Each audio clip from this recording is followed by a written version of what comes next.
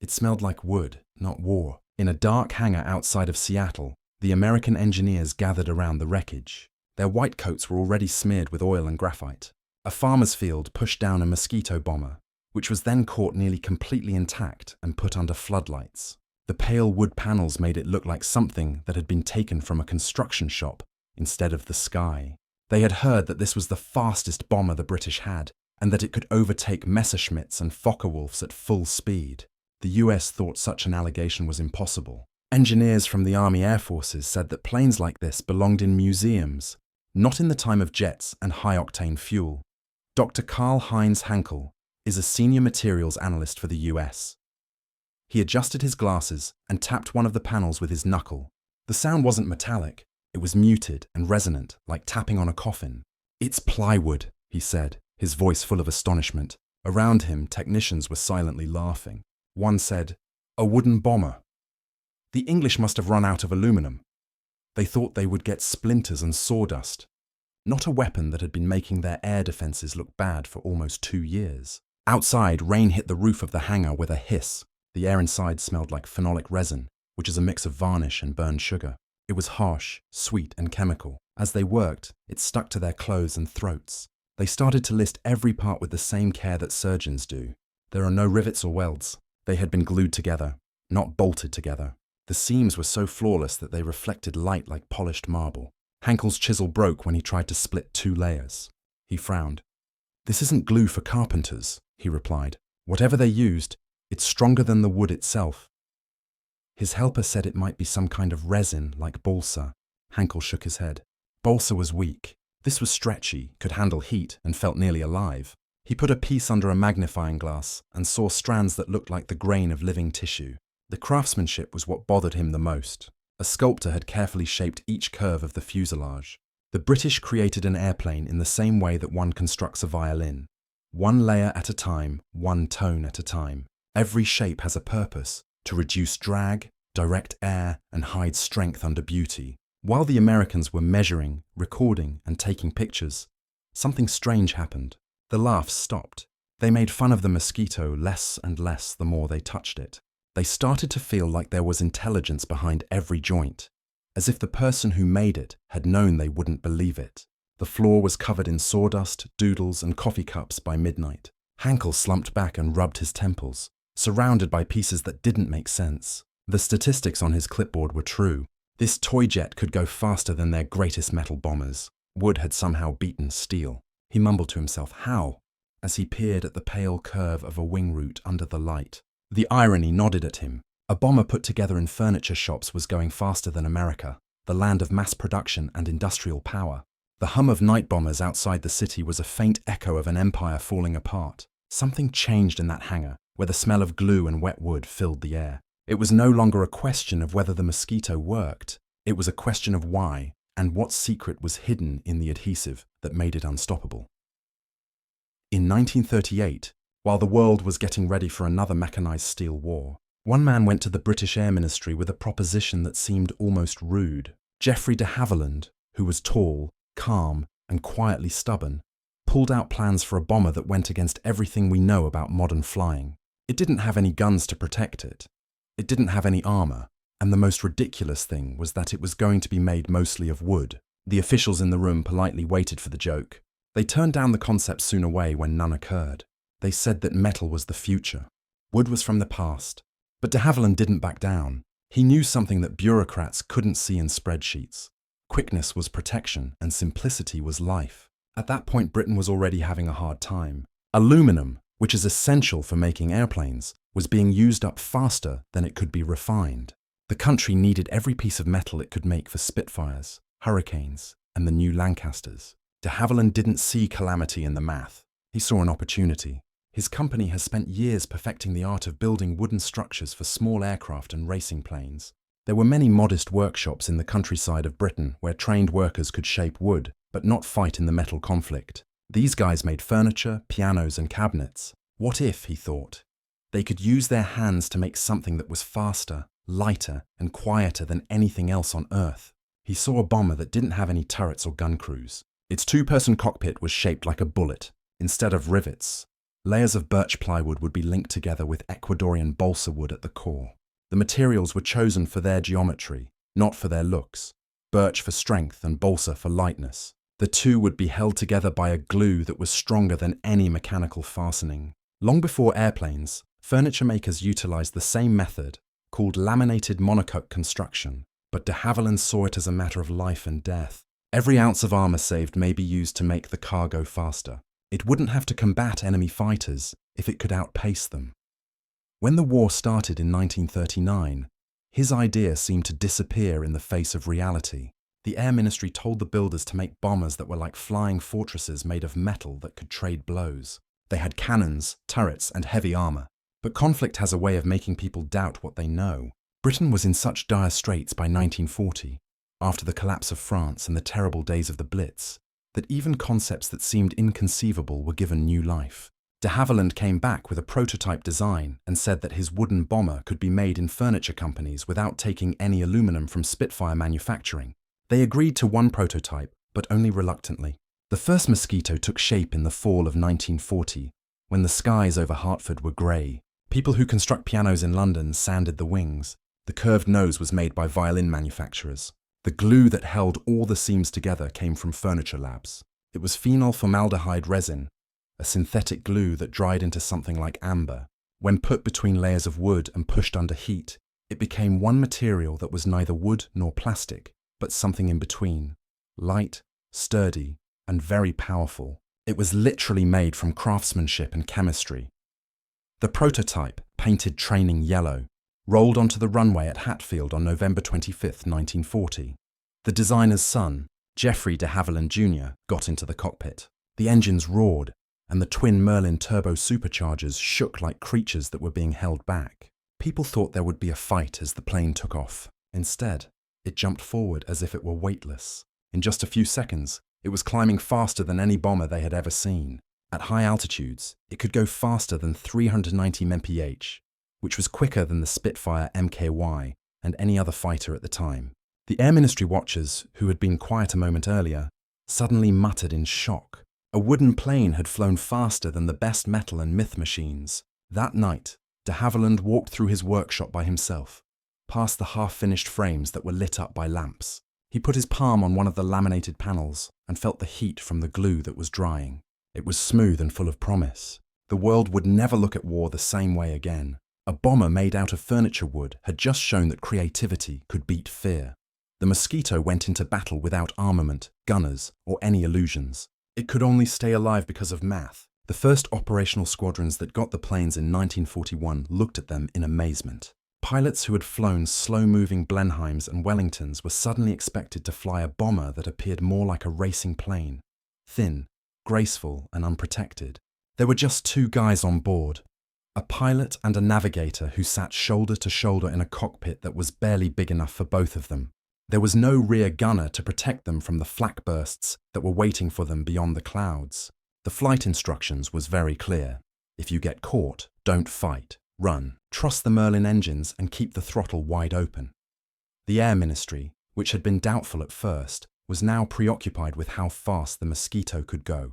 Official testing at Boscombe Down showed that the plane could fly at about 400 mph, which was faster than any other fighter in the Luftwaffe's fleet. But being able to fly in hostile airspace and seeing numbers on a chart were not the same thing. The Mosquito would have to show that speed alone could take the place of armor. On September 20th, 1941, 105 Squadron's Mosquitoes took off from Swanton Morley for their first daylight bombing raid over Oslo. This was its baptism. The goal of the mission was clear: strike the Gestapo headquarters and get out before enemy fighters could respond. The bombers flew toward Norway at a height of 50 feet over the sea, their wooden wings cutting through the spray and mist. Radar stations found them too late. The Mosquitoes were already on their way back when the warning reached Luftwaffe command. Fighters from Germany rushed to Stavanger, but they never caught up.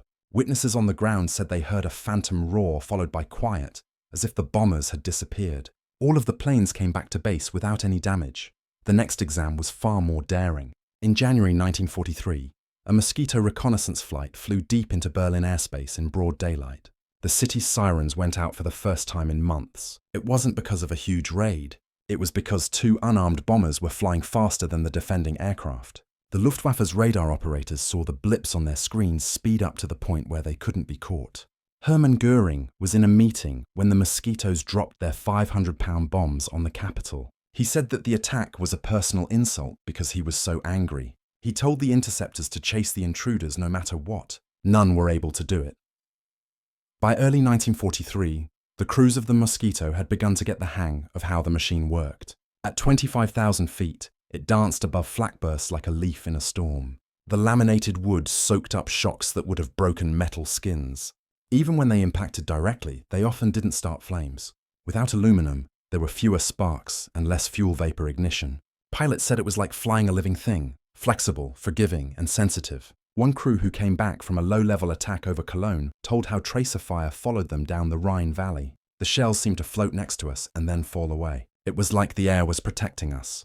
Both sides rapidly learned of the Mosquito's bad reputation. British tabloids called it the Wooden Wonder, and German pilots called it der Höllenhund aus Holz, which means the devil of wood. It had an immediate influence on morale. New orders were sent to Luftwaffe squadrons stationed in occupied Europe. If you see a Mosquito, don't chase it unless the conditions are just right. It was impossible to catch the jet while it was flying straight, and when it dove, it went faster than German planes could safely handle.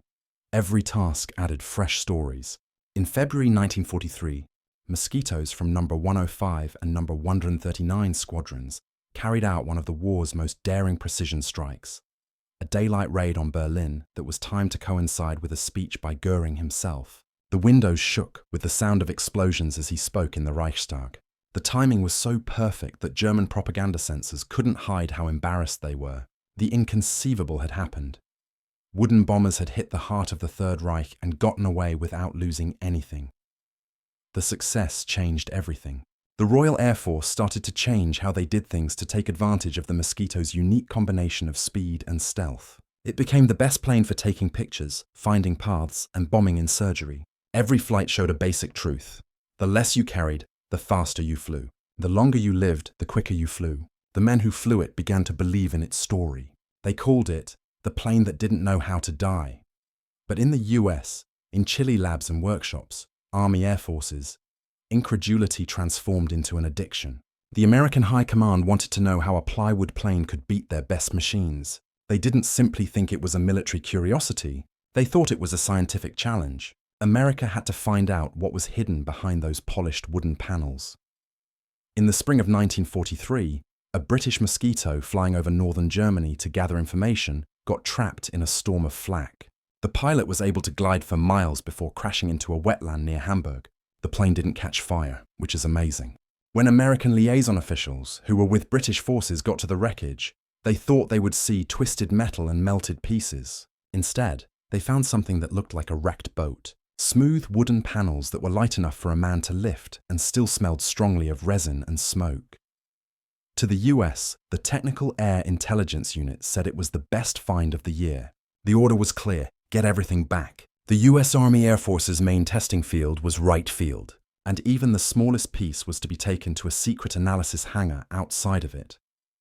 The Mosquito lay on wooden trestles like a patient on an operating table, with bright floodlights shining down on it. Engineers walked around it with clipboards and scalpels, their breath fogging up in the cold. They were used to working with steel and rivets, welding torches and precise gauges, not sanding blocks and glue. The first cuts were slow and careful, like they were going to be done by a surgeon. They found more questions than answers with each layer they pulled back. The outside was birch veneer, which was only a few millimeters thick but very smooth. Underneath it was a honeycomb of balsa wood that was light as air but very strong. Then followed another layer of birch that seemed like it had sprouted from a single tree. The analysis was led by Dr. Karl-Heinz Hankel. He was an expert in materials fatigue and had spent years looking into why metal airframes broke. He stood there in silence, looking at the smooth joints. "They've made carpentry into engineering," he said under his breath.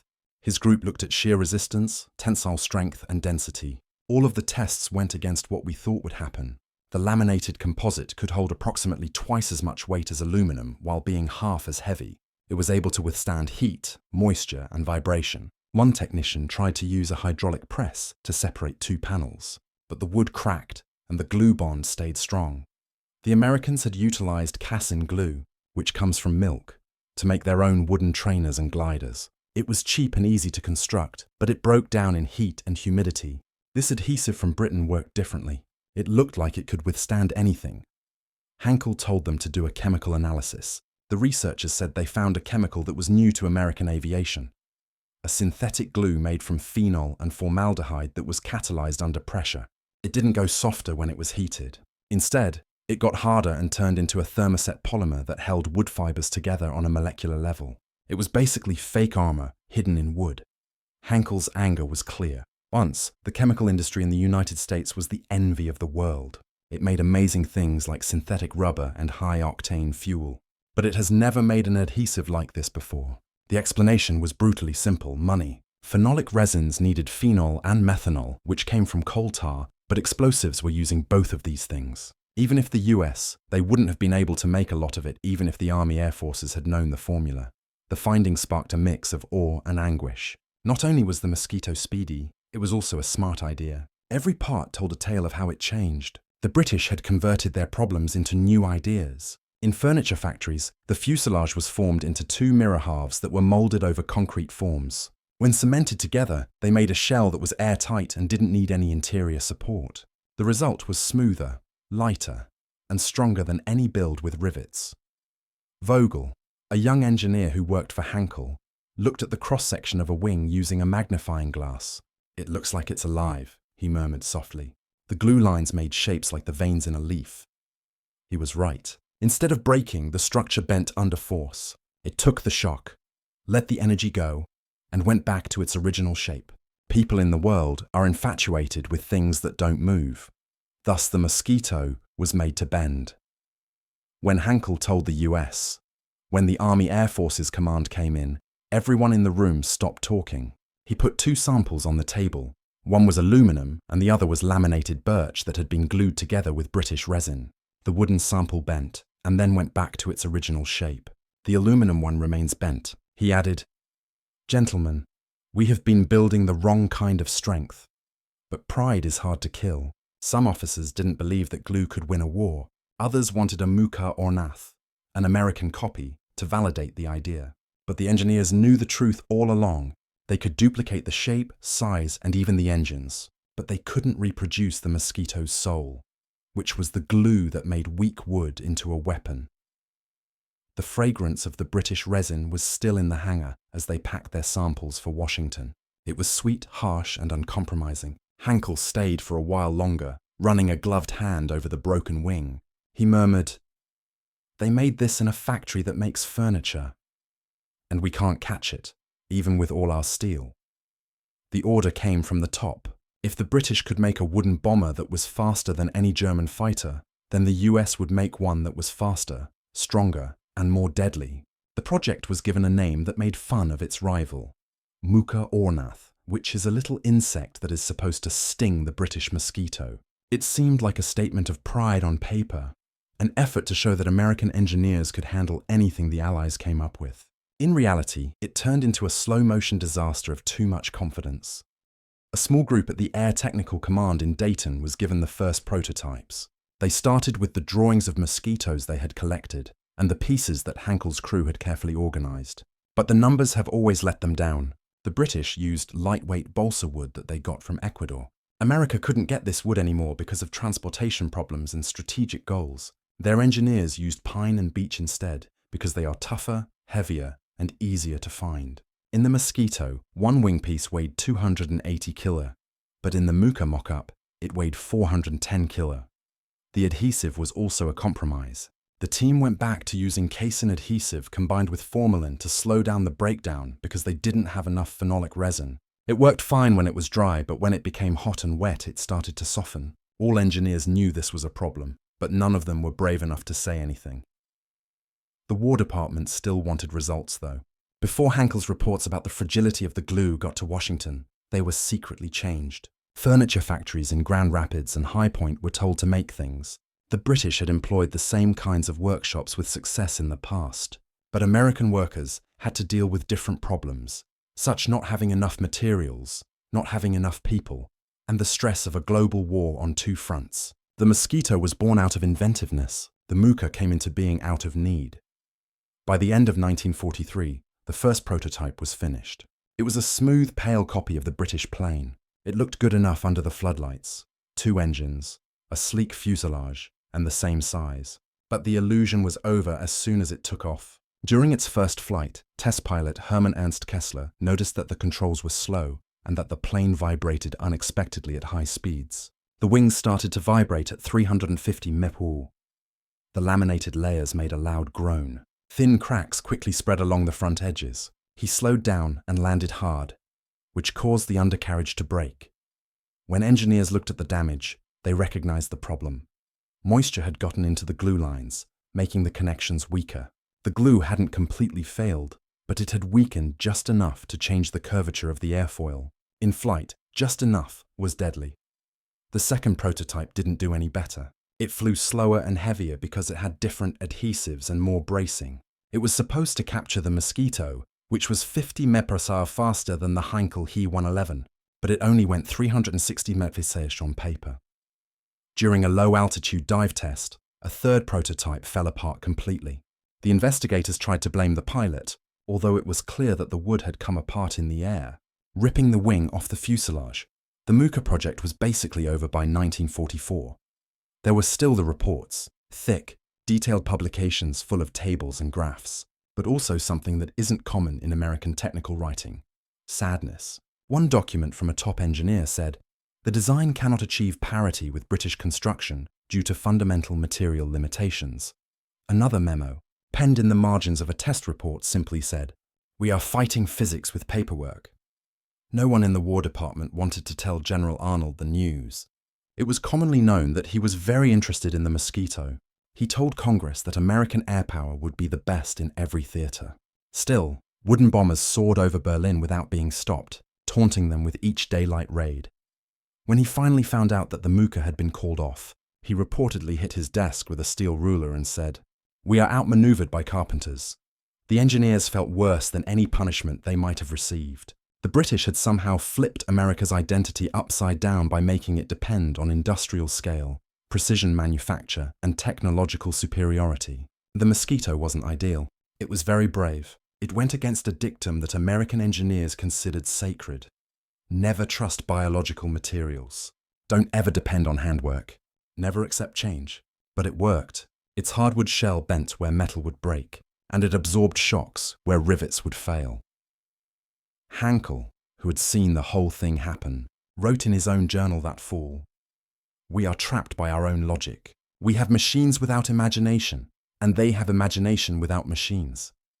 He never submitted that paragraph to his bosses. It would have sounded like blasphemy, but among his contemporaries, the sentiment grew quietly. An acknowledgement that the British had won not through greater enterprise, but through the guts to contradict their own textbooks. As winter came to Europe, the last Mosquitoes kept showing up above the clouds, sleek and quiet. The moonlight shone off their polished wood like ghosts. The guys who had tried to copy them were down below in their workshops, surrounded by broken wings, fractured fuselages, and the smell of glue that had gone bad. The Mooka had taught every engineer the one lesson they all hate: it's easy to mimic greatness. It's impossible to understand it. The Mosquito was more than just a plane by 1944. It was there. It flew across the night skies of Europe like a rumour, difficult to halt and impossible to know what would happen next. The radar operators for the Luftwaffe were scared of the weak blip that came and went too swiftly to follow. The pilots of the Interceptor called it der Schattenjäger, which means the shadow hunter. Even ground troops who heard its low whine at dawn learnt to stare up in horror, knowing that no one was safe if a Mosquito could get to them. The numbers in the statistics told a story that was hard to believe. Heavy bombers like the Lancaster lost about 5 to 7% of their missions on average. For the Mosquito, it was less than one plane lost for every 200 missions. This meant that a Mosquito crew could survive dozens of missions, unlike their friends in the slower, armoured bombers. Pilots started to make dark jokes about how flying a Mosquito was safer than walking across Piccadilly at night. But there was something amazing behind the joke. An unarmed plane had become the safest machine in the Royal Air Force. Inside the United States, incredulity transformed into professional interest. Every intelligence report that General Arnold saw added to the enigma that was growing. He had told the Joint Chiefs before that American bombers would be in charge of operations during the day. Now British planes could bomb Berlin without fear of punishment, and the Mosquito, which was the most effective of them, seemed to know when to hit for the most psychological effect. It dropped bombs on Berlin in January 1943, right as Göring was about to give a speech on the radio. It did the same thing again at another important meeting in January 1944. It got away both times without being hurt. Arnold is said to have told his advisors, "I turn green with envy when I see those wooden planes flying over Berlin. The British can afford to lose pilots, but they don't lose them because they fly so fast that enemy fighters can't catch them." The truth was more complicated. The Luftwaffe had become tactically inflexible, while the Mosquito remained flexible. The greatest pilots in Germany were dying quicker than they could be replaced, and the new generation didn't have the training to battle an adversary that wouldn't follow the rules. It was possible to intercept, forecast, and herd conventional bombers into kill zones. The Mosquito didn't pay attention to any of the scripts. It flew toward the tops of trees in singles and pairs, then disappeared into the skies. Radar didn't pick it up until it was already gone. American engineers worked on making quicker interceptors at Wright Field and Eglin. They made improved versions of the P-51 Mustang, the high-altitude P-38 Lightning, and even early jet prototypes like the P-80 Shooting Star. The jets may beat the Mosquito on paper. In real life, they could never be in the right place at the right moment. Jet engines of the time needed lengthy runways, the right kind of fuel, and careful handling. The Mosquito simply needed a patch of grass and 2 Merlins to work. The Mosquito was a more effective psychological weapon than any bomb for German people. Its attacks were quite targeted, hitting railway stations, Gestapo headquarters, and communication centers, but they had a lot more meaning than just the damage they did. People in Berlin said that the British had created a plane that radar couldn't see. The resistance in occupied Copenhagen and Oslo greeted every appearance as confirmation that the Allies could attack anywhere, at any time. The Mosquito's roar became the sound of things that had to happen. The RAF knew how to wield this capability, and did so without mercy. Mosquitoes flew ahead of heavy bombers at night to drop incendiaries and flares, marking targets with pinpoint accuracy. When the bombers got back home, the Mosquitoes came back hours later to attack command positions and rescue teams. They looked like they could never get tired, were everywhere, and couldn't be touched. Even when flying alone, one Mosquito could make the Luftwaffe send out whole squadrons of interceptors, wasting fuel and tiring out pilots for no reason. The American High Command answered with what seemed like strategy, but was really careful analysis. Researchers looked at new radar networks to find fast-moving targets, and technical bulletins said the Mosquito was overvalued since its speed came at the cost of payload. But the numbers were out in the open. Mosquito bombers dropped more than 1,900 tons of bombs in 1944, and fewer than 200 of them were lost. One British commander joked, "It's not a bomber, it's a surgical instrument." The figure was so good at its job. By the fall, General Arnold's doubts had changed into professional respect. He told his staff to put together a complete technical report on the Mosquito and send it to all the big airplane makers. Fighter command logs showed a pattern of impatience, with pilots saying they were chasing ghosts that disappeared into the clouds. Radar stations said that false echoes were traveling quicker than their calibration limits. Ground personnel said they observed Mosquitoes at heights that no piston engine could reach. The machine had grown too big for the myth. Dr. Hankel, the engineer who had earlier taken apart the trapped Mosquito, watched everything happen from his lab. He had ceased telling his co-workers that the jet was a ghost. He noted in his private notes, "It's not the wood that scares us. It's the thought that something so light can have so much power." By the last winter of the war, the name Mosquito could make a briefing room at the Pentagon quiet. When people said they saw anything, they didn't sound alarmed. People realized that the damage was already done by the time the warning got there. The US Army Air Forces still flew thousands of missions, but their strategic strategists now saw the Mosquito as a model instead of an aberration. They didn't see the plane as just a weapon. It was inevitability, accuracy, and new ideas turned into wings. The Mosquito had already become a legend by the time the war ended in 1945. It had flown more than 80,000 combat missions, including photography, bombing, pathfinding, and night warfare. The losses were so minimal that even the statisticians doubted its accuracy. Its sleek wooden body seemed like an item from another universe amid the hangars of post-war Europe. Something too beautiful to have come from the chaos that made it. Germany was in ruins, with its towns burned to the ground by the heavy bombers that the Mosquito had guided with amazing accuracy. But the engineers who lived through it didn't remember the Lancaster or the B-17 with reverence. It was the wooden ghost that had made their science look bad. At the end of the war, Allied inspection teams asked German engineers who had been captured and American technical observers to visit de Havilland's plant at Hatfield. Dr. Karl-Heinz Hankel was one of them.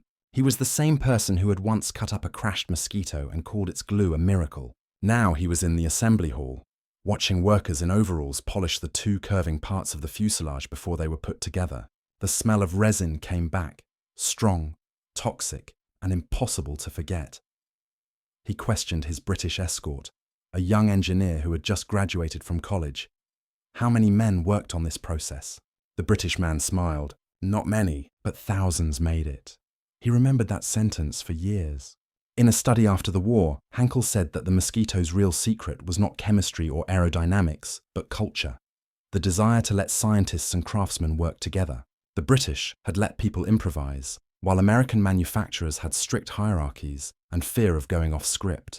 An engineer could learn about resonance from a violin maker, and a furniture artisan could learn about chemistry from a chemist. Something that no pure theory could have imagined came out of that clash of worlds. The teaching spread swiftly. Engineers on both sides of the Atlantic started to play about with novel laminated materials in the late 1940s.